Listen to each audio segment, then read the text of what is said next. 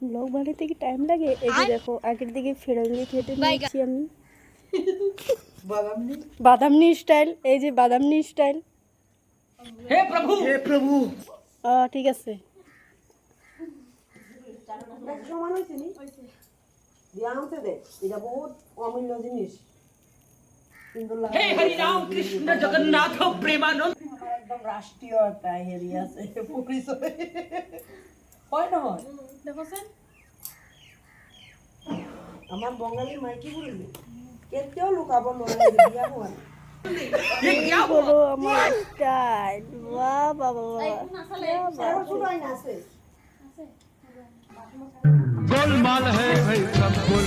Finally আজকে আমার সাপের পুচড়ি কাটা হচ্ছে। অনেক দিন থেকে ভাবছিলাম এই সাপের পুচড়িগুলো কবে কেটে সমান করব। তবে আজকে কেটে দিচ্ছে আমাদের দিদিভাই। নাপিত বনে গিয়েছে, তারপর দেখা যাক কীরকম দেখা যায়। অনেক দিন থেকে ভাবছি সাপের পুচড়িগুলো কেটে চুলের রকম করি, তো আজকে কাটা হচ্ছে।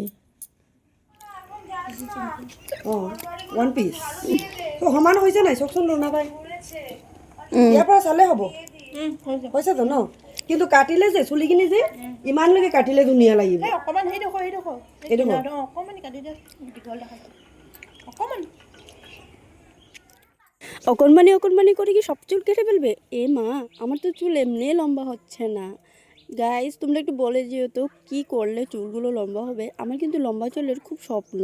আমার মনে হয় চুল যদি আরও খালি লম্বা হতো খুব ভালো লাগতো। তবে আমার চুল একদমই লম্বা হয় না। এত দিন হয়েছে আমি চুল কাটি না।